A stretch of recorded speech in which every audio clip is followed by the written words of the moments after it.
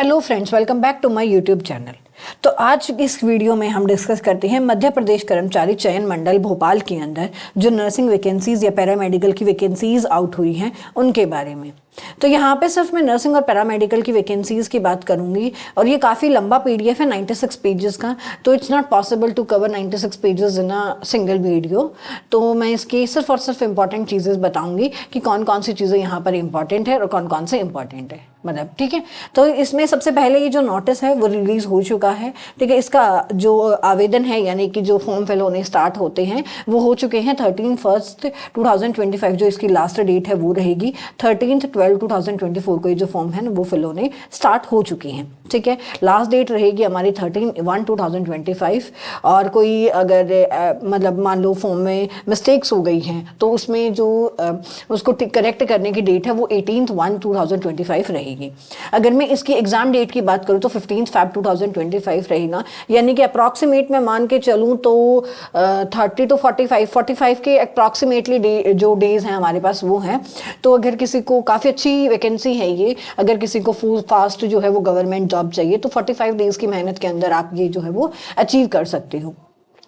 ये एक CHO type exam होता है, ठीक है। उसी तरीके का जो है इसका पैटर्न रहेगा, एवरेज जो है वो इसका पैटर्न रहता है एग्जाम क्वेश्चंस का, ये सारी चीज़ें इसके अंदर रहेगी। और इसके अंदर जो अगर मैं एग्जामिनेशन फीस की बात करूँ तो 500 रुपीज़ रहेगी अनरिजर्व्ड कैंडिडेट के लिए, और उसके अलावा जो भी कोई कैंडिडेट है SC ST वगैरह OBC वगैरह उनके लिए जो है वो 250 रहेगी, ठीक है। इसके बाद है हमारा कि जो एग्ज़ाम है वो कब होगा। एग्ज़ाम जो है वो 2 शिफ्ट के अंदर होगा। सैटरडे है 15 Feb का तो उसी दिन होगा। फर्स्ट जो शिफ्ट रहेगी वो रहेगी 7 to 8 AM और सेकंड जो शिफ्ट है वो रहेगी 1 to 2 PM। Depend upon the कि भाई कि हाँ मतलब कहाँ आपका जो है वो सेंटर आता है, उसके हिसाब से ये सारी चीज़ें एडमिट कार्ड के अंदर मिल जाएंगी आपको, ठीक है। फॉर्म फिल करते वक्त वो पूछता है सारी चीज़ें, तो be careful while filling your form, ठीक है।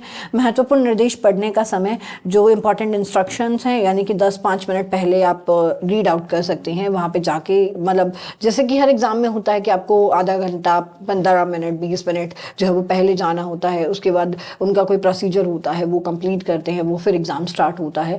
तो एग्ज़ाम का जो टाइमिंग रहेगा वो रहेगा 9 to 11, 2 hours का जो है वो एग्ज़ाम ड्यूरेशन रहेगा, 3 to 5 रहेगा इवनिंग शिफ्ट के अंदर, ठीक है। इसके अलावा इसमें जो वैकेंसीज की अगर मैं बात करूँ तो कितनी वैकेंसीज हैं तो 1170 यानी कि 1170 जो है वो इसके अंदर वैकेंसीज रहेंगी। एग्जाम पैटर्न मैंने पहले ही बता दिया है, एवरेज रहेगा, क्योंकि ये CHO टाइप के जो एग्जाम्स होते हैं उनके अंदर एवरेज ही जो है वो रहता है एग्जाम पैटर्न। और इसके अंदर कुछ खास ऐसा इंपॉर्टेंट है नहीं इस नोटिस के अंदर। अगर मैं वहीं पर इसके सिलेबस की बात करूँ तो हमारा नर्सिंग का पोर्शन रहेगा, ठीक है। नर्सिंग के पोर्शन के अलावा हमारा जो है वो जनरली जो इंग्लिश रीजनिंग हिंदी मैथ्स रहता है वो सब रहेगा इसके अंदर। जो ये एग्ज़ाम पैटर्न है वो 20:80 के रेशियो, यानी कि जो 20 है वो नॉन नर्सिंग पैटर्न और 80 है जो वो नर्सिंग पैटर्न रहेगा इसके अंदर।